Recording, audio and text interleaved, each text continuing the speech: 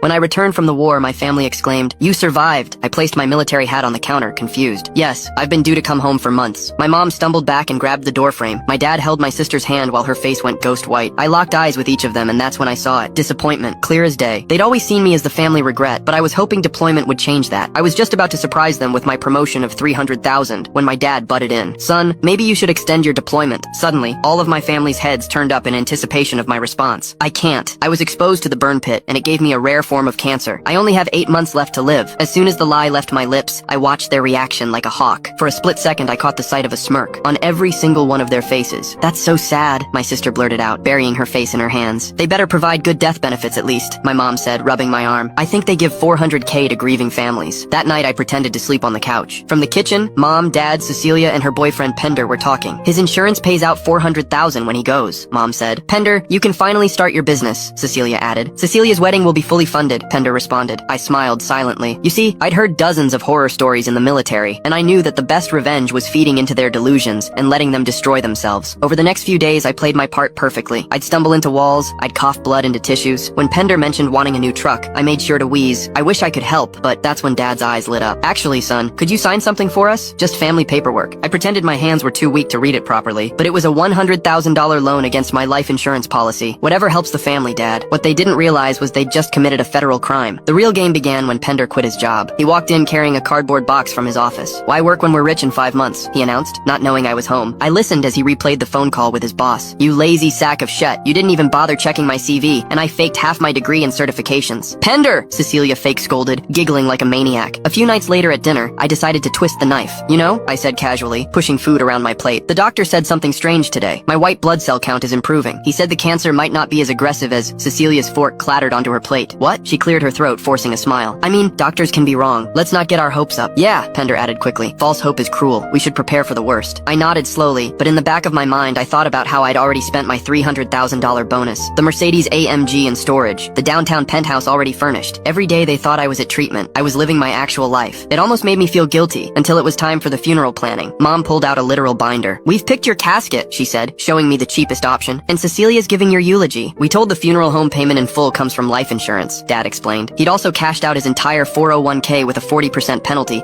losing the $80,000 he'd saved for 30 years. Smart thinking, I wheezed. Cecilia had dropped out of college in her final semester, forfeiting her degree and $60,000 in tuition. My mom had broken the apartment lease, owing $15,000 in penalties, and told her landlord to sue her because I'll be rich soon. That night I heard them on a conference call with a voice I didn't recognize. "We need another 100 grand, Dad was saying. "The insurance pays out in 2 months maximum. You understand what happens if you don't pay?" The accent was thick, and there was casino music in the background. "We'll have your money," Pender promised. "His organs are failing." My life had been reduced to collateral. The next morning, Mom handed me a coffee with shaking hands. It tasted bitter. Wrong. I pretended to drink it while she watched, then poured it out later. The residue at the bottom looked grainy. They were trying to speed things up. The next morning, I scheduled a family meeting for Sunday, saying the doctors wanted to discuss hospice options. They practically celebrated. They had no idea the funeral they'd planned wasn't mine. It was theirs. I lay on that couch for hours, staring at the ceiling and replaying every word from the kitchen. The way Mom calculated the insurance payout like she was shopping for groceries. How Pender mapped out his business plans using my death as startup capital. Cecilia giggling about wedding funds while I supposedly rotted from cancer in the next room. When morning light started filtering through the curtains, I knew I couldn't just pack my bags and disappear. They'd committed crimes, real federal offenses, and if I walked away, they'd just find another mark or keep spiraling into worse decisions. But I also knew I needed to be smart about this, not emotional. Tristan always said the difference between a good soldier and a dead one was knowing when to call for backup. I grabbed my phone and stepped outside to the back porch, dialing his number before I could talk myself out of it. He picked up on the second ring, his voice rough with sleep but instantly alert when I said I needed help. I told him everything in a rush. The fake cancer diagnosis, the insurance fraud, the loan against my policy, the way they celebrated my impending death. He didn't interrupt once, just listened to the whole story, and when I finished there was a long silence before he spoke. "Document everything," he said. "Every conversation, every text, every piece of paper they make you sign. Stay calm. Don't let them see you're onto them, and for God's sake don't do anything that makes you as bad as they are." His voice had that same steady quality from overseas, the tone that kept me grounded during the worst firefights. I spent the rest of the morning at the library 2 towns over, setting up a secure cloud storage account under an email they didn't know about. I uploaded every recording I'd made so far. The audio from the kitchen where they divided up my death benefits, the video of Pender bragging about his fake credentials, screenshots of text messages where Cecilia talked about wedding venues. I created folders for each family member and added timestamps and context notes for everything, making sure a prosecutor could follow the timeline without any gaps. The librarian gave me a weird look when I asked about their privacy policy for public computers, but I just smiled and said I was working on a research project. By the time I got back to the the house around 1 in the afternoon, I felt like I had some control back, like I wasn't just a victim waiting for them to finish me off. Dad was waiting in the kitchen with more paperwork spread across the table, his reading glasses perched on his nose like he was doing something legitimate instead of plotting. He waved me over with a smile that didn't reach his eyes and explained he needed me to sign a medical power of attorney, just standard stuff for someone in my condition. I pulled out my phone like I was checking messages but actually started recording video, angling it so the camera caught both of us in the documents. My hands shook a little as I picked up the pen, but I made it look like weakness from my fake illness instead of rage. Dad explained the form would let them make healthcare decisions if I couldn't communicate near the end, his voice so caring and paternal that I almost believed he meant it. I watched his face as I signed, saw the little flash of satisfaction he tried to hide, the way his shoulders relaxed once my signature was on the page. He patted my arm and said he was proud of how brave I was being, then carefully filed the document in a folder labeled with my name. That evening I heard voices from the garage and moved closer to the door, pressing my ear against the wood. Pender was on the phone with someone, his voice loud and boastful in that way drunk people get when they think they're being clever. He was talking about the new truck he'd already picked out, laughing about how he told his boss where to shove his job because his girlfriend's brother was about to make them all rich. The worst part was what came next, when he said the dumb bastard didn't even know they'd been planning this for months, that they'd talked about it before I even came home from deployment. My stomach turned as I realized this wasn't opportunistic greed, it was premeditated. They'd been hoping I'd die overseas, and when I survived, they just adjusted their timeline. I backed away from the door before he could hear me and went to my room, sitting on the bed and trying to process what I'd just learned. The next morning I decided to test them, to see how committed they were to this timeline of my death. At breakfast I mentioned casually that my doctor said something weird yesterday, that my latest blood work showed improvement in my white blood cell count. I watched Mom's coffee cup freeze halfway to her lips, saw the flash of panic cross her face before she forced it into concern. She set the cup down carefully and said, "Doctors could be wrong. That false hope was the cruelest thing, and I shouldn't get my expectations up." Cecilia jumped in quickly, agreeing that I should prepare for the worst instead of counting on some miracle that probably wouldn't happen. Their eagerness to keep me dying was so obvious it would have been funny if it wasn't terrifying. Later that afternoon, I found Mom's funeral planning binder sitting open on the kitchen table, like she'd been reviewing it and got distracted. I flipped through the pages and felt my jaw clench with each new detail. She'd picked the absolute cheapest casket option, the kind that's basically particle board with a thin veneer. The funeral home she'd chosen advertised budget packages for families on fixed incomes. There was a handwritten note in her careful script about how the life insurance would pay the funeral home directly, so they wouldn't have to front any money themselves. She'd even calculated how much they'd have left over after funeral costs, with neat columns showing the split between her, Dad, and Cecilia. That night I was in the bathroom brushing my teeth when I heard voices in the living room, someone on speakerphone with an accent I couldn't quite place. I cracked the door open and heard Dad talking about needing more time, about how the insurance would pay out in 2 months maximum. The voice on the phone was thick and rough, maybe Eastern European, asking when they'd have the rest of the payment. There was casino noise in the background, slot machines and crowd sounds, and the voice said something about understanding what happens if they don't pay. Dad promised they'd have the money, his voice shaking in a way I'd never heard before. Pender chimed in saying my organs were failing, that it wouldn't be much longer, and I realized Dad had borrowed from someone way more dangerous than a bank. The next morning, Mom did something she'd never done in the entire time I'd been home. She made me coffee and brought it to me on the couch. She hovered while I took the first sip, watching my face with an intensity that set off every alarm bell in my head. The coffee tasted wrong, bitter in a way that had nothing to do with how it was brewed. I pretended to drink it while she stood there, making small talk about the weather and asking how I slept. The second she left the room, I got up and poured the whole cup down the kitchen sink, rinsing it carefully. At the bottom of the cup was a grainy residue that definitely wasn't coffee grounds, something that had only partially dissolved. I took a photo of it with my phone, then used a plastic bag to collect some of the residue before washing the cup. My hands were shaking as I sealed the bag and hid it in my room. I grabbed my phone and texted Tristan, my fingers fumbling on the screen. I told him I thought they were trying to speed things up, that Mom had put something in my coffee that morning. His response came back in seconds, all caps telling me to get out of that house right now and call the cops. But I texted back that I needed to see this through, needed them to incriminate themselves completely, so there was no way they could talk their way out of it when this all came crashing down. That afternoon, I drove to the public library 3 towns over where nobody would recognize me. I found a quiet corner in the legal reference section and started pulling books on criminal law. The insurance fraud statutes were clear as glass. What Dad did by taking out that loan against my policy using forged access to my account was a federal crime carrying 5 to 10 years. The attempted poisoning fell under aggravated assault in our state, prosecutable even if the victim didn't actually ingest the full dose. What really caught my attention was the conspiracy section. Everyone who knew about the plan and participated in any way could be charged as co-conspirators, which meant Mom, Dad, Cecilia, and Pender were all potentially facing serious time. I took photos of the relevant pages with my phone and made notes about which statutes applied to which actions. By the time I left the library, I had a clear picture of just how much trouble they'd created for themselves. The next morning, I drove to a hardware store 2 towns in the opposite direction. I bought 3 small recording devices that looked like normal everyday objects. One was a pen that actually wrote but had a microphone and memory card inside. Another was a phone charger that plugged into the wall and recorded everything within 15 feet. The third was a small desk clock that looked cheap but captured both audio and video. The guy at the checkout didn't ask any questions, just rang up my purchases and wished me a good day. Back at the house, I waited until everyone was was out. Dad had gone to meet with someone about money, Mom was at her sister's place, and Cecilia and Pender were apartment hunting even though they had no income. I set up the pen on the kitchen counter where they always gathered to talk. The phone charger went into an outlet in the living room behind the couch. The clock I placed on the dining room shelf where it had a clear view of the table. I tested each one with my phone app to make sure the coverage overlapped, and I wasn't leaving any blind spots in the main areas where they plotted. When I got back from testing the devices, I called a hospice organization I found online. A woman with a kind voice answered, and I explained that I'd been diagnosed with terminal cancer and wanted to discuss end-of-life planning with my family present. She connected me with a social worker named Marguerite, who asked some basic questions about my diagnosis and timeline. I told her the doctor said I had maybe 2 months left and my family was struggling with the reality of it. She said she understood, and these conversations were never easy, but having a neutral professional present often helped families communicate better. We scheduled her to come to the house Sunday at 2 in the afternoon. I made sure to mention I wanted my whole family there so we could all hear the same information and make decisions together. She said that was actually ideal and she'd bring intake forms and information packets. After I hung up, I felt the first real sense of control I'd had since this whole thing started. Sunday was going to be the day everything came out, and now I'd have a credible witness there when it happened. That night alone in my room, I sat on the edge of my bed and stared at my hands. They looked like my hands, but I didn't quite recognize what they'd been doing lately. Setting traps, gathering evidence, manipulating my own family even if they deserved it. I wondered if I was becoming just like them, calculating and cold and willing to hurt people to get what I wanted. The thought made my stomach turn, but then I remembered their faces when I told them I was dying. Those smirks that flashed for just a second before they covered them with fake sadness. I remembered Mom's voice talking about death benefits like she was discussing a lottery win. I remembered Dad borrowing money from criminals using my life as collateral. The difference was clear when I really looked at it. They were trying to profit from my death. I was trying to stop people who wanted me dead. That wasn't the same thing at all. I waited until mid-morning when the house was busy with everyone moving around to make my anonymous call. I used a burner phone I'd picked up at a convenience store and dialed the insurance company's fraud hotline. A man answered, and I told him I had information about a potentially fraudulent claim on a life insurance policy. I gave him my policy number and suggested he might want to audit the account for irregularities. I mentioned that someone had taken out a loan against the policy and there might be misrepresentation on the application about the insured person's medical condition. He started asking for my name and contact information, but I told him I was just a concerned party who thought they should look into it. Then I hung up before he could press me further. It wasn't much, but it would get them looking at Dad's paperwork, and once they started digging, they'd find all the forged documents and false statements. The next day, I walked into the police station and asked the officer at the front desk if I could speak with a detective about a potential crime. She made a phone call, and 10 minutes later, a man in his 40s came out to the lobby. He introduced himself as Detective Morris and led me back to a small interview room with a table and 4 chairs. I sat down and told him everything. The fake cancer diagnosis, my family's reaction, the insurance fraud, the loan from dangerous people, and the coffee Mom gave me that tasted wrong. I showed him the photos of the grainy residue and explained I'd saved a sample in a sealed container. He listened without interrupting, taking notes on a yellow legal pad. When I finished, he leaned back in his chair and studied me for a long moment. Then he said he could help, but I'd need to understand this wasn't going to be simple. I'd need to wear a wire and document everything in real time. The case would be stronger if we caught them in the act of planning or attempting something, rather than just relying on past evidence. I told him I was ready to do whatever it took. That evening, I rented a storage unit across town under a fake name I'd used for my penthouse lease. I loaded my car with everything that mattered. The title to my Mercedes that was sitting in a different storage facility, my military medals in their presentation case, my actual medical records from the base hospital showing I was healthy with no cancer diagnosis, my discharge papers and promotion documentation, the folder with my real bank statements showing the $300,000 bonus. I drove it all to the storage unit and locked it away where my family couldn't get to it if things went bad. On the drive back, I memorized 3 different routes away from the house in case I needed to leave in a hurry. I programmed Detective Morris's direct number into my phone under a fake name. I mapped out where the nearest police station was and how long it would take to get there from different locations. I wasn't taking any chances that they might try something before Sunday. The next morning, the hospice intake call happened right on schedule. I gathered everyone in the living room and put Marguerite on speakerphone. She introduced herself and explained she'd be coming by Sunday to do a full assessment and discuss care options. She asked some questions about my current condition and symptoms. Mom's voice broke at exactly the right moment when she described how hard it was watching me decline. Cecilia talked about wanting to cherish our remaining time together and make sure I was comfortable. Dad asked practical questions about pain management that made him sound like a caring father instead of someone counting down days until a payout. Pender even chimed in about how the whole family was committed to supporting me through this difficult time. They performed grief so perfectly, it would have fooled anyone who didn't know the truth. Marguerite said she was impressed by how involved and supportive they all were, that many families struggled to face these conversations. After the call ended, they all looked relieved, like they'd passed some kind of test. I waited until everyone dispersed to different parts of the house before I made my move. I'd printed out forms from a legal template website the night before, official-looking documents with the header, Accelerated Death Benefit Application, across the top. These were real forms that some insurance companies use to let terminally ill people access part of their death benefit early. I filled in most of the fields but left the signature line blank. Then I put everything in a folder and left it on the dining room table where someone would definitely find it. I positioned one of my hidden cameras to capture the table from the perfect angle. If anyone tried to forge my signature, I'd have it on video. The bait was set. That afternoon, Mom came to me with a concerned expression and said she wanted to help organize my medications since I had so many bottles, and it must be confusing to keep track of everything. I watched her hands carefully as she lined up all the pill bottles on the kitchen counter. She sorted them by type and time of day, making neat little rows and explaining her system. When she stepped away to get a notepad, I quickly pulled out my phone and photographed everything. The bottle labels, the dosages, the pill counts. I zoomed in on each bottle to get clear images of exactly how many pills were inside. If any went missing or got swapped with something else, I'd have proof of what they were supposed to be. Mom came back and finished her organizing, writing out a schedule for when I should take each medication. She seemed genuinely pleased with herself, like she was doing something helpful. I thanked her and told her it really did make things easier. She squeezed my shoulder and said that's what family does. They take care of each other. The words would have been touching if I didn't know what she'd already tried to put in my coffee. 2 days later, I was in the kitchen making breakfast when I heard Dad get the mail. He came back inside holding a thick envelope with the insurance company logo on it. I watched from around the corner as he opened it and started reading. His face went from confused to pale to red in about 10 seconds. He called for Mom and Cecilia, and they gathered around the dining table while I stayed back where they couldn't see me. Dad read the letter out loud and his voice was shaking. The insurance company was flagging the policy for audit. All benefit access was frozen pending investigation. They had questions about the loan application and needed to verify medical information. The explosion was instant and beautiful. Dad started yelling about timing and how this was going to ruin everything. Mom was crying and saying they'd already spent money they didn't have. Cecilia turned on Pender and blamed him for pushing Dad to take out the loan so fast. Pender fired back that it was her idea to speed things up in the first place. They went back and forth for 20 minutes, each one blaming someone else, while I stood there recording every word on my phone. When they finally calmed down enough to think straight, Dad said he'd call the insurance company and straighten it out. Mom said they needed to be careful what they said, because audits meant they were looking for fraud. That night at dinner, everyone was tense and quiet. Dad kept checking his phone like he was waiting for something important. We were halfway through the meal when his phone rang. He looked at the number and his whole body went stiff. He put it on speaker and set it on the table. I was in the living room, but I could hear everything perfectly. The voice on the other end had a thick accent, and there was casino noise in the background. The man asked where his money was. Dad tried to explain about the insurance audit and how it was just a delay. The voice cut him off and said he wanted $50,000 by next week. Dad stammered something about needing more time. The man's voice got cold and said if he didn't have the money by next Friday, they would start taking payment in other ways. Dad promised the insurance money was coming soon. Just a small delay. Everything would be fine. The man hung up without saying goodbye. I watched Dad's hands shake as he picked up his phone. Mom asked who that was and Dad just shook his head. The next morning I came downstairs and found everyone at the breakfast table. I sat down and mentioned casually that I had a doctor appointment yesterday. They all looked up at me. I said my oncologist mentioned something interesting about a new clinical trial. The trial was for my type of cancer, and it might extend my timeline by 6 months or more, maybe even a year if it worked really well. I watched their faces carefully. Mom was the first to speak. She said clinical trials were risky and often gave false hope. Dad agreed and said experimental treatment might make my remaining time miserable instead of peaceful. Cecilia jumped in saying I should focus on quality of life, not quantity. Pender added that trials were just guinea pig experiments and most of them failed anyway. They all talked over each other trying to convince me not to do it. I let them go on for a few minutes before I said I'd think about it. The relief on their faces was obvious. After breakfast, I grabbed the sealed container with the coffee residue and drove across town to a medical lab. I explained to the technician that I suspected someone was drugging me and needed the residue tested. She looked concerned and asked if I was in immediate danger. I told her I was safe for now, but needed proof of what was in the coffee. She said they could run a full toxicology screen. I mentioned that Detective Morris had sent over a chain of custody form. She pulled it up on her computer and nodded. The form would make sure the results could be used as evidence if this went to court. She labeled the container and gave me a receipt. She said results would take 3 to 5 business days. That afternoon, my phone rang and it was Tristan. He didn't waste time with small talk. He said I needed to hire a lawyer before this went any further. I started to argue, but he cut me off. He said even though I was the victim here, my own lying about being sick could create legal problems. I might need someone protecting my interests too. I told him I'd think about it, but hiring a lawyer now might tip off the family that something was wrong. He said I was being stupid and stubborn. We argued for a few more minutes before he made me promise to at least look up some names. I agreed just to get him off my back. That evening, Mom found me in my room and said she wanted to help me keep track of my medications. She said it must be confusing with so many different pills and schedules. I told her that would be really helpful. We went to the kitchen and she started going through all the bottles. She organized them by time of day and wrote out a detailed schedule. Before she touched anything, I pulled out my phone and took pictures of every single bottle. I zoomed in on the labels and made sure I could see the pill counts clearly. When Mom stepped away to get a pen, I took more pictures. After she finished organizing everything, I thanked her and said it really did make things easier. When she left the room, I took another complete set of pictures. I checked each bottle against images online to make sure the pills inside matched what the labels said. Everything looked normal so far, but I wasn't taking any chances. The next day, Detective Morris called while I was out getting groceries. He said the insurance investigator Evelyn had finished reviewing Dad's loan application. She confirmed that Dad had lied about my medical condition and forged access to my online insurance portal. The application had false information about my prognosis and treatment timeline. It was enough for fraud charges, but they wanted more evidence of the broader conspiracy before moving forward. The detective said they were building a case that would stick to everyone involved, not just Dad. He asked if I'd noticed anything else suspicious. I told him about the loan shark call and how scared Dad looked. He said that was good information and to keep documenting everything. He explained they'd logged the coffee sample and were tracking whether anyone in my family had purchased sedatives or other substances. He wanted to know if I'd seen anyone going to pharmacies or making suspicious purchases. faces. I realized I hadn't been paying close enough attention to their daily movements. I'd been so focused on recording their conversations that I missed the physical evidence trail. He told me to start watching where they went and what they bought. 2 days before Sunday, a black car pulled up outside our house. A man in an expensive suit got out and walked toward the door. Dad was in the living room, and when he looked out the window, his face went completely white. He told us all to stay inside and went out to the porch. I moved to a window where I could see without being obvious. The man was talking, and Dad was nodding and pulling out his wallet. Dad handed over some cash, but based on the man's angry hand gestures, it wasn't enough. The conversation got heated, and the man poked Dad in the chest a few times. After the man left, Dad stood on the porch for a long time just staring at nothing. When he came back inside, he looked like he'd aged 10 years. His hands were shaking, and there was sweat on his forehead even though it wasn't hot outside. That afternoon, I decided to push things further. I was in the kitchen getting water when I let my knees buckle and fell to the floor. I made sure to gasp like I couldn't breathe properly. I kept my eyes half closed so I could see their reactions. The family rushed over and surrounded me. Through my eyelashes, I watched their faces. Pender muttered something under his breath that sounded like finally. Cecilia hissed at him to shut up. Mom's voice was cold and calculating when she asked if they should call for help or just wait and see. Dad said to give it a minute and see if I came around on my own. They stood there watching me struggle to breathe for what felt like forever. Finally, Mom told Cecilia to get me some water. I let my breathing slowly return to normal and opened my eyes fully. They all rushed to help me up and asked what happened. I said I just felt dizzy all of a sudden. Mom said it was probably the cancer progressing and I should rest more. They helped me to the couch and brought me water and pillows. The whole time they were playing concerned family, I was thinking about what I'd just heard them say when they thought I was unconscious. The next morning, my phone rang early, and I saw Detective Morris's number on the screen. I stepped outside to the back porch where nobody could hear me. He got straight to the point about the coffee sample I'd given him. The lab found crushed sleeping pills in the residue, enough to cause serious problems if I'd been taking other medications, or if my body was actually weak from illness like they thought. He said it was solid evidence of attempted poisoning, and combined with the insurance fraud, they were building a strong case against the whole family. But he needed Sunday's meeting to happen so they could catch everyone together with witnesses present who could testify about what they saw and heard. I told him I understood and asked what I should do until then. He said to act normal, keep documenting anything suspicious, and stay safe. By midday, I got a call from Evelyn at the insurance company. She'd been digging through their systems and found the access logs for my policy portal. Dad's laptop showed up in the records with timestamps proving he logged in pretending to be me. He'd submitted the loan application himself and attached forged medical papers that made my condition sound worse than I'd even claimed it was. She said the fraud was clear as day, and she was working with Detective Morris to have everything ready for Sunday's confrontation. I thanked her and hung up feeling this weird mix of victory and sadness that my own father had done this. Later that afternoon, I was checking my phone when I walked past the family computer in the den. Cecilia had left herself logged in, and I could see her text messages right there on the screen. My stomach dropped as I read through a conversation with Pender from 2 days ago. She was asking about ways to shorten the wait, and whether his cousin, who works as a nurse, could get access to something stronger than sleeping pills. Pender had responded asking what she meant by stronger, and Cecilia wrote back that she meant something that would look natural, like a heart attack or stroke. I felt sick reading my own sister actively plotting to kill me. I grabbed my phone and took screenshots of everything, then sent them straight to Detective Morris with shaking hands. He texted back within minutes saying this was exactly the kind of evidence they needed and to be extra careful around the family. I spent the rest of the afternoon working with Detective Morris on setting up a trap for Saturday. We arranged for a delivery company to bring an official-looking envelope addressed to me containing a fake accelerated benefit payout check. The check looked real enough to fool someone who wasn't looking too close, and it required my signature to deposit. Detective Morris said we were betting that someone would try to forge my signature, and we'd have it on camera when they did. I positioned my phone in the living room bookshelf with the camera aimed at the front door and mail table, making sure the angle would catch everything. Friday morning, I called the hospice organization and asked to speak with Marguerite. I confirmed she'd be arriving Sunday at 2 in the afternoon for the consultation. She asked if there was anything specific she should know beforehand, and I explained there was some family tension around my illness. I said I wanted a neutral professional present to help guide difficult conversations about end-of-life planning. It was true enough that she didn't question it, and she told me she'd worked with plenty of complicated family situations before. She sounded kind and professional, and I almost felt bad about what she was walking into. Saturday morning arrived, and I made a big show of being tired and needing to nap in my room. I pulled up the camera feed on my phone and watched the living room from under my blankets. Right on schedule, the delivery person knocked and left the envelope on the front porch. I watched Pender answer the door and bring the envelope inside. He looked at the return address and his eyes got wide. He called for Cecilia, and they opened it together right there at the mail table. I watched Pender read the fake check and saw his face light up with greed. He grabbed a pen and some scratch paper from the drawer and started practicing my signature over and over. After about 10 tries, he carefully signed the endorsement line on the back of the check. The whole thing was caught in perfect high-definition video. I saved the file immediately and sent a copy to Detective Morris. He responded with a thumbs up and told me that was textbook forgery. That afternoon, Dad found me in the kitchen and said he needed to talk. He sat me down at the table with another form and explained it was a DNR order. He said it would tell doctors not to try to bring me back if my heart stopped, that it would prevent me from suffering through painful procedures that probably wouldn't work anyway. His voice was so gentle and caring that if I didn't know better, I might have believed he actually gave a damn about my comfort. I signed the form, but it wasn't the one he thought it was. I'd prepared my own version that looked identical, but included hidden language that logged any changes or alterations to the document. I watched Dad's shoulders relax once my signature was on the page, and he patted my hand like a loving father. That evening, I was was in the bathroom when I heard Dad on the phone in the hallway. He was talking to someone about finalizing a payment arrangement and asking them to come by Sunday afternoon around 2:30. My stomach dropped hard as I realized what this meant. Dad had scheduled a meeting with the loan shark at the exact same time as the hospice consultation. These were dangerous people who'd already threatened him, and now they'd be showing up right when the police were planning to move in. I waited until Dad went to bed, then called Tristan in a panic. I told him I was thinking about just posting everything online and exposing the whole situation publicly instead of waiting for Sunday. He listened to me freak out for a few minutes, then talked me down in that calm way he has. He pointed out that going public now would warn the family and give them time to destroy evidence. He said I needed to trust the legal process, even though it was scary, and even though it felt like things were spinning out of control. He reminded me that Detective Morris knew what he was doing and had handled situations way more complicated than this. By the time we hung up, I felt steadier, but I still barely slept that night. Sunday morning, I got up early and drove to a notary office across town. I brought documents I'd prepared for a proper living will with an independent executor who wasn't family. The notary witnessed my signature and asked questions to make sure I understood what I was signing. I explained that previous documents I'd signed were done under pressure, and I wanted to make sure my actual wishes were legally clear. She notarized everything and gave me certified copies. I drove straight to my storage unit and locked the originals in my safe, then sent scanned copies to Detective Morris, creating a paper trail that would protect me no matter what happened later today. Back at the house, I found myself alone in the living room, staring at the bookshelf where Mom kept the family photo albums. I pulled down the oldest one and opened it on the coffee table. Birthday parties from when I was 7 with a homemade cake and paper decorations. Christmas mornings with all of us in matching pajamas that Mom insisted we wear for photos. A trip to the beach where Dad taught me to build sandcastles, and Cecilia buried my feet in the sand while laughing. I turned the pages slowly and studied each picture, looking for signs of what they would become. But the smiles looked real. The hugs looked genuine. Dad's hand on my shoulder at my high school graduation seemed proud, not disappointed. I let myself feel the loss of it, the grief for people who either never existed or died so gradually I didn't notice when they stopped being my family. The photos showed strangers wearing familiar faces. I closed the album and put it back on the shelf, accepting that whatever we had been was gone long before I came home from deployment. My phone buzzed in my pocket, and I saw Detective Morris calling. I answered, and he got straight to the point without any greeting. He said even though I was cooperating and clearly the victim of their crimes, my own lie about being sick could create legal problems for me. The insurance company might come after me for fraud. The prosecutor might want to charge me with filing a false report if any medical claims got submitted. He couldn't promise complete immunity, and I needed to understand I might face consequences too. I told him I understood, and I was willing to accept that exposing them was worth whatever happened to me legally. He said okay, and reminded me that everything was set for this afternoon, that I should stay calm and let things play out. I hung up and checked the time. It was almost 1 in the afternoon. The doorbell rang and I heard Mom answer it. A delivery person asked her to sign for a certified letter. I walked into the hallway and watched Mom's face go white as she read the return address. She ripped open the envelope right there in the doorway, and I saw her hands start shaking as she read. The letter was from the insurance company formally notifying the family that my policy was under criminal investigation for fraud, and all benefit access was frozen pending the outcome. Mom stumbled backward, and Dad came running from the kitchen asking what was wrong. She handed him the letter without speaking. His face went from confused to angry to scared in about 5 seconds. Cecilia came down the stairs asking what all the noise was about, and Pender followed behind her. Dad read the letter out loud in a voice that kept breaking. Criminal investigation, fraud, frozen benefits, possible prosecution. The words hung in the air like smoke. Then the explosion started. Dad turned on Mom and started screaming that this was her fault for pushing him to take out that loan, that he never would have done it if she hadn't kept talking about how much money we'd have. Mom screamed back that Cecilia was the one who kept making plans and spending money they didn't have yet, that she encouraged all of this. Cecilia started crying and yelling that Pender was the one who quit his job, that he was the one who kept saying I'd be dead soon anyway, so why wait? Pender got in Dad's face and said it was Dad who borrowed from dangerous people, who forged my signature, who got them into this mess. They went around and around, blaming each other, voices getting louder and meaner. I stood in the doorway watching them tear each other apart, and nobody even looked at me. They were so busy attacking each other they forgot I was there. The fighting went on for maybe 10 minutes before it started to slow down. Everyone was breathing hard and red in the face. Cecilia was crying for real now, not the fake tears she'd been doing for weeks. Mom had her head in her hands. Dad looked like he aged about 20 years. I heard myself say that maybe I could sell my car to help with some of the debts. The words just came out and I wasn't sure if I meant them or if I was still playing the game. For just a second, everyone's faces changed. They looked at me like I was actually their family member instead of a walking paycheck. Cecilia came over and hugged me tight, and for a moment she felt like my real sister, the one who used to braid my hair when I was little, and she was practicing for beauty school. But then Dad asked how much the car was worth. I said maybe $30,000. I watched him do the math in his head, calculating whether that was enough to cover what they owed. His face fell when he realized it wasn't even close. Mom asked if I had anything else to sell. Pender suggested I could cash out my military retirement early. The moment died as fast as it came, and they were back to seeing me as an asset to liquidate. I said I needed to go lie down before the hospice person arrived at 2. I told them I was feeling weak and needed to rest. They barely acknowledged me as I walked toward my room. I grabbed my keys and wallet from the dresser and slipped out the back door while they were still in the living room arguing in lower voices. I drove across town to my penthouse and let myself in, making sure nobody followed me. I spent the next hour installing extra security locks on the door and windows. I set up my actual living space properly with my clothes in the closet and my personal items on the shelves. I made the bed with real sheets instead of the temporary setup I'd been using. This was my real home now, and I needed it to feel that way. Before I left, I grabbed a pill organizer from the bathroom and filled it with vitamins. I used a label maker to print out fake medication names that sounded like cancer drugs. I drove back to the family house and snuck the pill organizer into my room, leaving it on the nightstand where they'd see it. Let them think I was still taking my medication. Let them think everything was normal. Back at my penthouse, I opened my laptop and checked my secure email. Detective Morris had forwarded me a text message he'd intercepted from the loan shark's phone. It said Sunday 2:30 p.m. Bring cash or collateral. The timing collision was confirmed. The loan shark would be showing up right in the middle of the hospice meeting and the insurance audit. Detective Morris added a note at the bottom saying they'd have units ready to handle multiple situations at the same time, that I shouldn't worry about the dangerous people showing up because they'd be dealt with. I closed the laptop and felt my heart pounding. This was really happening. Everything was coming together in a few hours. I picked up my phone and called the hospice social worker. She answered on the second ring, and I told her my name and reminded her about the 2 o'clock appointment. I said I wanted to give her a heads up that the family meeting might be tense, that there were some financial problems adding stress to everything. She said she appreciated the warning and that she'd worked with families in crisis before. She said her job was to keep the conversation helpful and make sure everyone felt heard. I thanked her and hung up feeling slightly better knowing she was prepared. My phone rang again almost immediately. It was the insurance investigator calling to confirm her arrival time. She said she'd be at the house at 2:15 to conduct her audit interview with Dad, which meant she'd walk in right when the hospice meeting was starting. I told her that was fine and gave her the address again to make sure she had it right. She said she was looking forward to getting to the bottom of this situation and that fraud cases like this were taken very seriously by her company. I could hear the steel in her voice and I knew Dad was in for a rough time. She hung up and I sat there in my penthouse looking out the window at the city below. The convergence of official witnesses was coming together exactly as planned. Detective Morris and his team watching from outside. The hospice social worker asking questions. The insurance investigator conducting her audit. The loan shark showing up demanding payment. All of it happening at the same time in the same place with my family at the center. That evening I set up my phone on a tripod and started recording a video. I looked at the camera and began talking, explaining everything from the beginning. I said I lied about being sick because I saw disappointment on their faces when I came home alive. I described overhearing them plan how to spend my death benefits. I talked about the loan Dad took out and the fake credentials Pender bragged about and the college degree Cecilia threw away. I explained about the coffee Mom tried to poison me with and the funeral they planned with the cheapest casket. I was honest about my own lies and manipulation, about how I fed into their plans and documented everything. I said I wasn't trying to paint myself as a perfect victim or some kind of hero. I admitted the moral complexity of what I'd done, how I'd deceived them even though they were trying to kill me. I talked about the gray areas and the questions I still had about whether I'd become as bad as they were. The video ran for almost 30 minutes and by the end my voice was rough and my eyes were burning. I stopped recording and saved the file to 3 different locations. If something went wrong tomorrow, if the loan shark's people hurt me, or if my family tried something desperate, at least there would be a record of the truth. I saved the video file to 3 different cloud accounts and locked my phone. My hands were still shaking from talking through everything out loud. I stood up and walked to the window, looking down at the city lights below. Tomorrow at this time it would all be over, one way or another. I went to my bedroom and pulled out a notebook, the kind with cheap lined paper that I used to use in high school. At the top of the first page I wrote down the first question I wanted to ask. Something casual about their plans for after I was gone. I crossed it out because it sounded too obvious, like I was fishing for information. I tried again, making it sound more like a dying man wanting to know his family would be okay. I wrote down 5 different versions before I found one that felt natural. Then I moved on to questions about the money. How to bring up the loan without making it sound like I knew it was fraud. How to reference the insurance payout in ways that would get them talking. I filled 4 pages with different approaches, different phrasings, different ways to create openings for them to incriminate themselves. By the time I finished, it was almost midnight and my hand hurt from writing. I read through everything twice, memorizing the questions that felt most natural. Then I tore the pages out of the notebook and fed them through my paper shredder. I couldn't risk anyone finding my practice notes. I set 3 alarms on my phone for 6 a.m. and tried to sleep. I lay in bed staring at the ceiling, running through scenarios in my head. What if they realized it was a trap before the police arrived? What if the loan shark showed up early and things got violent? What if Mom had put something worse than sleeping pills in my coffee, and I'd actually been poisoned with something dangerous? My brain wouldn't shut off and I kept checking my phone every 20 minutes. Around 3 in the morning I finally dozed off for a few hours. The first alarm went off at 6 and I woke up with my heart already racing. My hands were shaking, so bad I could barely hold my phone to turn off the alarm. I sat up in bed and felt like I couldn't get enough air into my lungs. My chest was tight and my vision was getting fuzzy around the edges. I grabbed my phone and called Tristan with trembling fingers. He answered on the second ring, his voice alert even though it was early. I tried to tell him I couldn't do this, but the words came out in gasps. He told me to breathe in for 4 counts, hold for 4, out for 4. I followed his instructions, and after a few minutes my vision cleared. He reminded me that I was doing this to protect myself, that my family had tried to poison me, that their choices created this situation. He said I was brave for standing up to them instead of just running away. He told me to take a shower and get dressed and call him back if I needed to. I thanked him and hung up. I sat on the edge of my bed for another 10 minutes, just breathing slowly. Then I got up and took the longest shower of my life, letting the hot water run over me until I felt almost normal again. At 9:30 I drove to a notary office on the other side of town. The woman behind the desk was in her 60s with reading glasses on a chain around her neck. I told her I needed to revoke some legal documents I'd signed. She pulled out the proper forms and asked me which documents I was revoking. I explained about the power of attorney papers my dad had me sign, the medical decision-making authority, all of it. She typed up the revocation paperwork and had me sign in 3 places while she watched. Then she stamped everything with her official seal and made certified copies. I asked for 5 copies and she ran them through her machine. I paid her in cash and she handed me the documents in a manila folder. I thanked her and walked out to my car. I sat in the parking lot and used my phone to scan all the documents, then emailed them to Detective Morris. Then I texted him that the originals were on their way. I drove to the post office and sent the folder by certified mail with signature required. Now there was a legal record that my family no longer had authority over my medical decisions or anything else. I got back to the family house at 11:45. My stomach was doing flips, but I walked through the front door like everything was normal. Mom was in the kitchen making lunch and asked if I wanted anything. I told her I wasn't hungry. Dad was in the living room watching television. Cecilia and Pender were upstairs. I went to my room and waited. At exactly noon, I heard a car pull up outside. I looked through the window and saw Detective Morris getting out of an unmarked sedan. He was wearing jeans and a polo shirt, looking like he could be anyone. I went to the front door and let him in before anyone else noticed. He followed me to my room and closed the door quietly. He pulled a small device out of his jacket pocket. It looked like a thick button with a wire attached. He had me take off my shirt and he taped the microphone to my chest, running the wire down to a small transmitter that clipped to my belt. He showed me how to turn it on and off. Then he went over the safety rules. If I said the word hospital, they would come in right away. If things got physical, they were positioned outside and could be through the door in seconds. He told me to try to stay in the main living room where they had the best sight lines through the windows. He asked if I understood and I nodded. He tested the microphone by having me count to 10 while he listened on his earpiece. Then he put his hand on my shoulder and told me I was doing the right thing. He left through the back door and I watched him walk casually down the alley to where his team was set up. At 1:30, I told my family that the hospice worker would be here at 2. Mom immediately started tidying up the living room. Dad changed into a nicer shirt. Cecilia came downstairs with red eyes like she'd been crying on purpose. Pender was wearing a tie which I'd never seen before. They were all playing their parts. At exactly 2 o'clock, the doorbell rang and I answered it. Marguerite stood on the porch with a leather folder and a kind smile. She was maybe 50 with gray streaks in her dark hair. I introduced her to everyone and she shook hands with each family member. She sat down in the armchair and pulled out her intake forms. She started asking questions about my diagnosis, when I was diagnosed, what symptoms I was experiencing. I described the fake cancer symptoms I'd been performing. She asked about my care needs and my family jumped in, talking over each other about how devoted they were to helping me. Mom described the medication schedule she'd set up. Dad talked about taking time off work to be with me. Cecilia's voice broke as she talked about wanting to make my last months meaningful. I watched them lie smoothly to this woman's face and felt sick. Marguerite was writing everything down in her folder, nodding along, asking follow-up questions about pain management and mobility issues. The whole time I was thinking about the wire taped to my chest, recording every word. At 2:15, the doorbell rang again. Everyone's heads turned toward the door. I got up to answer it, and standing on the porch was a woman in a business suit holding a large folder. She introduced herself as Evelyn from the insurance company. I saw the color drain from Dad's face. I invited her in and explained that she was here to review some paperwork with Dad. The energy in the room changed completely. Mom's smile froze on her face. Cecilia grabbed Pender's hand. Marguerite looked confused but kept her professional expression. Evelyn sat down on the couch and opened her audit folder. She pulled out a stack of documents and looked at Dad. She said she needed to discuss some irregularities with his recent insurance transactions. Dad tried to act calm, but sweat was already forming on his forehead. His hands shook as he pulled out his own paperwork. Evelyn asked him to explain how he accessed my insurance portal. Dad started talking about how I was too sick to handle it myself, so he was helping me. His voice was shaking. Evelyn pointed to something on one of the forms and asked about the timestamps. She said the login records showed someone accessing the portal at 2 in the morning multiple times. Dad stumbled over his words trying to explain. Then Cecilia suddenly blurted out that he had to do it because they needed the money, and I was dying anyway. The room went silent. Marguerite stopped writing and looked up sharply. Evelyn made a note on her form. Mom hissed at Cecilia to be quiet. Dad's face went red and he started explaining that it wasn't fraud because the money was going to come to them anyway. Evelyn asked him to clarify what he meant by that. Dad kept digging himself deeper, talking about the death benefit and how he just borrowed against it early. Pender had been drinking since morning and I could smell it from across the room. He suddenly laughed and said they'd all been so smart about this. He started listing everything they'd bought with the borrowed money. The new furniture, Cecilia's wedding dress, his truck down payment. He talked about quitting his job and how his boss had been too stupid to check his fake credentials anyway. He said they'd been planning this for months, just waiting for me to die so they could finally be rich. He described their plans for after I was gone like I wasn't sitting right there listening. Mom was trying to get him to shut up, but he kept talking. Cecilia was crying now, but not in the fake way from before. Real tears because she knew something was wrong. Pender kept going, talking about how they'd already spent the money in their heads, how they'd divided it up, how they'd even joked about ways to speed things along. Marguerite asked Mom about my medication management. Her voice was careful now, professional but cold. Mom got defensive immediately. She said she was just trying to help me rest. She said she'd been putting something in my coffee to help me sleep through the pain. She said it was just to make me comfortable. Marguerite's face went completely still. She wrote something on her form with very precise handwriting. She asked what specifically Mom had been putting in the coffee. Mom said just some sleeping pills, nothing dangerous. Marguerite asked how many pills and how often. Mom's voice got higher as she tried to explain that it was fine, that she was just being a good mother. Evelyn was writing everything down now too. The whole room felt like it was holding its breath. The front door opened and Detective Morris walked in with 3 uniformed officers behind him. They moved with calm authority, spreading out into the room. One officer went to Dad, another went to Mom. The third stood by Pender. Detective Morris identified himself and said they were separating everyone for questioning. Mom started started crying and asking what was happening. Dad's face went gray. Cecilia looked at me, and I saw the exact moment she understood. Her eyes went wide and her mouth opened. She said my name like a question. Pender tried to stand up, but the officer put a hand on his shoulder. Detective Morris explained that they were investigating insurance fraud, identity theft, and attempted poisoning. He said everyone needed to come down to the station. Mom screamed that this was a mistake. Dad just sat there staring at nothing. Cecilia kept looking at me with this expression of complete shock. Then her face changed. The shock turned to anger, and then to something like hate. She realized I'd set this up, that I'd planned this whole thing, that the dying son they'd been celebrating was never actually sick. Pender started yelling about his rights. Mom was sobbing. Dad finally looked at me and I saw everything in his eyes. Confusion, fear, and underneath it all, the same disappointment I'd seen when I first came home from deployment. The officers moved Dad to the kitchen and Pender to the hallway while Mom stayed in the living room with a female officer standing next to her. Cecilia sat frozen on the couch, her face blank like she'd stopped processing what was happening. I stayed in my chair while Detective Morris explained that everyone would be questioned separately and transported to the station for formal statements. At exactly 2:30, the sound of tires on gravel made everyone's heads turn toward the front window. A black SUV pulled up to the curb, and two men in expensive suits got out, moving toward the house with the kind of walk that said they were used to people getting out of their way. The uniformed officers at the door intercepted them at the end of the driveway before they could reach the porch. I watched through the window as one officer asked for identification, and the taller man in the dark suit pulled out a wallet. The officer's posture changed immediately and he reached for his radio. Within seconds, the shorter man was turned around and handcuffed, while the taller one started arguing and pointing at the house. Detective Morris went outside and I could see him talking to the men, his hand resting casually on his belt near his weapon. The loan sharks my family owed money to were being arrested right there in front of the house, one of them apparently having an outstanding warrant that showed up when they ran his information. The dangerous creditor problem that had been hanging over everything was suddenly being handled by the legal system instead of threatening my family anymore. Mom started crying harder when she saw the men in handcuffs, probably realizing that her escape plan of using insurance money to pay off the debt was completely gone now. Over the next 2 hours, the house transformed into something that looked like a crime scene from a TV show. Evidence technicians arrived with cameras and collection kits, photographing everything and bagging items in clear plastic with labels and tags. They took the pill bottles from the kitchen counter, documenting each one with photos before sealing them. The coffee cup I'd saved with the grainy residue got special attention, carefully packaged with chain of custody forms that Detective Morris explained would track it all the way to the lab and back. They found my hidden recording devices, the pen and phone charger and clock that had been capturing conversations for days, and instead of being mad about it, the detective actually nodded approvingly and said it showed good thinking. The forged insurance documents that Dad had gotten me to sign were photographed in place and then collected as evidence of fraud. My fake medical records that I'd created to support the cancer lie were also taken, which made my stomach twist, because those proved I'd been lying too. Marguerite sat at the dining room table with an officer, giving her statement about what she'd witnessed during the intake meeting. She described Mom's admission about putting something in my coffee and how defensive she'd gotten when questioned about medication management. Evelyn was in Dad's home office with another officer, going through the computer and pointing out the fraudulent insurance portal access and forged documents she'd discovered during her audit. Both women had gone from being neutral professionals doing their jobs to being key witnesses in a criminal case, and I felt bad that my family drama had pulled them into this mess. Detective Morris drove me to the police station in his unmarked car while the evidence technicians finished processing the house. The station was busy with afternoon shift change, officers coming and going and people sitting in plastic chairs waiting to file reports or see someone in custody. He took me to a small interview room with a table and chairs and a camera mounted in the corner, the kind of room I'd seen in every cop show but never thought I'd actually be sitting in. I gave my full statement starting from the moment I came home from deployment and saw the disappointment on their faces. I explained the lie about having terminal cancer and how I'd watched them celebrate the news and start spending money they didn't have. I described the loan Dad took out against my life insurance and how Pender quit his job and Cecilia dropped out of school. I admitted to faking symptoms and stumbling into walls and coughing fake blood into tissues to make them believe I was getting sicker. I told him about the coffee that tasted wrong and the grainy residue I'd saved and how I'd heard them planning to speed things up. I explained setting up the Sunday meeting with the hospice worker and the insurance investigator as a trap to expose them with witnesses present. Detective Morris listened without interrupting, taking notes and occasionally asking clarifying questions about dates and times. When I finished, he leaned back in his chair and told me I needed to get my own lawyer because even though I was clearly the victim of attempted poisoning and fraud, my own deception about being terminally ill could create legal complications. The insurance company might come after me for fraud too, or my family's lawyers might try to use my lie to make me look like the bad guy. He gave me the name of a defense attorney who handled complex cases and said to call him first thing Monday morning. By evening, the arrests started happening in waves as the investigation moved forward. Mom was booked on attempted poisoning charges, and the judge denied bail because the prosecutor argued she was a flight risk and potentially dangerous. She'd tried to kill her own son for insurance money, and the evidence of the drugged coffee plus her recorded statements made it a strong case. Dad got charged with insurance fraud and identity theft for the forged documents and illegal portal access, but he made bail with a bond that he somehow arranged through his brother. Cecilia and Pender were brought in for questioning about conspiracy. Both of them asked what they knew about the plans to speed up my death and whether they'd participated in any way. The text messages Cecilia had sent about finding ways to shorten the wait were shown to her during the interview. Pender's recorded statements about me being a dumb bastard who was about to make them rich were played back to him. Neither of them got arrested that night, but they were told not to leave town and to expect charges to be filed. Restraining orders were issued, keeping all 4 of them away from me, with specific instructions that they couldn't contact me directly or through other people or even through social media. I was given copies of the protective orders, and Detective Morris explained that if any of them violated the terms, they'd be arrested immediately. Walking out of the police station that night, I felt strange and empty, like I'd been carrying something heavy for so long that now without it, I didn't know how to stand up straight. Over the next few days, my phone became unusable from all the calls and texts coming in from extended family members. Aunts and uncles and cousins I barely talked to were suddenly demanding to know what happened and why my parents were being arrested. Some of them had heard from Mom's side that I was a liar who faked cancer to set up my own family. Others had heard from Dad's brother that my parents were monsters who tried to kill me for money. Most of them were just confused and angry that private family business had turned into a criminal case with lawyers and courts involved. My phone buzzed constantly with messages asking for my side of the story, or telling me I was wrong, or saying they always knew something was off about our family. A few cousins sent supportive messages saying they believed me and asking if I needed anything. My dad's sister called me a manipulative psychopath who destroyed the family for attention. My mom's brother said he always knew my parents were capable of something like this. The family group chat that usually shared holiday photos and birthday wishes turned into a war zone of accusations and defenses and people taking sides. I stopped reading the messages after the first day because every notification made my chest tight and my hands shake. I turned off my phone and left it in a drawer, checking it once a day for messages from Detective Morris or my new lawyer, but ignoring everything else. The bail and arraignment hearings happened over the following week, and I had to attend some of them as a witness and victim. Dad made bail with money borrowed from his brother, walking out of the courthouse in the same clothes he'd been wearing when they arrested him. Mom's hearing was different because the prosecutor brought photos of the drugged coffee residue and played recordings of her talking about helping me rest through the pain. The judge looked at the evidence and listened to the prosecutor explain that Mom had access to medications and had already tried once to poison me. He denied bail and remanded her to custody pending trial, which meant she'd stay in jail until the case was resolved. Mom cried and her public defender argued that she wasn't a danger, but the judge said attempted murder of a family member showed a willingness to harm that made her too risky to release. Watching her be led away in handcuffs made me feel sick, even though I knew she'd literally tried to kill me. Cecilia's arraignment came a few days later, and she was charged with conspiracy to commit fraud and conspiracy to commit assault. Pender got similar charges, plus his own fraud charges related to the fake credentials he'd bragged about. Both of them made bail and walked out looking smaller and older than they had a week ago. The judge issued protective orders preventing any of them from contacting me directly or through intermediaries, and warned them that violation would result in immediate arrest and bail revocation. The insurance company froze the entire policy and sent a letter saying all claims were suspended pending the outcome of the criminal investigation. My new lawyer met with their legal team to discuss my cooperation in the fraud case against Dad. They were willing to offer me limited immunity for my false statements about being terminally ill in exchange for my testimony about how Dad forged my signature and accessed my account illegally. The deal meant I wouldn't face criminal charges for lying about having cancer, but I'd have to pay back the $100,000 loan amount plus penalties and interest. My lawyer explained this was actually a good deal because technically I had committed fraud by making false statements to get sympathy, even though my family had used those statements to commit worse crimes. I'd have to pay back around $120,000 total over a payment plan, which would eat up a big chunk of my military bonus, but was better than going to jail. I signed the agreement and gave a detailed statement about everything I knew regarding the insurance fraud. The insurance investigator thanked me for my cooperation and said my testimony would be crucial in their case against Dad. 2 weeks after everything exploded, I got a phone call from a number I didn't recognize. A man with a thick accent told me that my father still owed money and the debt didn't go away just because some of the collection people got arrested. He said I could help the family by paying what was owed, and when I said I wasn't paying anything, he told me I should think carefully about my decision. I recorded the call and sent it immediately to Detective Morris, who called me back within an hour.